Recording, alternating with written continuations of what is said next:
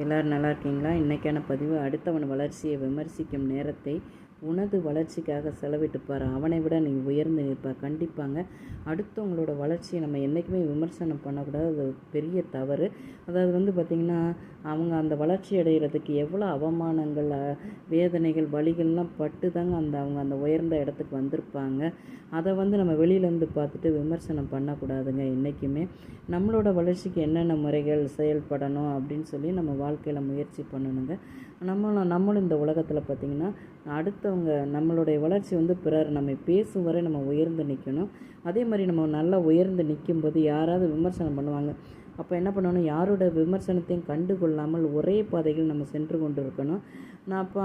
அப்போ நம்ம சென்று கொண்டு இருக்கும்போது நம்மளை விமர்சித்தவர்கள் ஒரு நாள் புகழ்வாங்க. அப்போ நம்ம எப்பயும் புகழுக்கும் விமர்சனத்துக்கும் அடிமையாகிடக்கூடாதுங்க. நம்ம நம்ம நேர்பாதையில்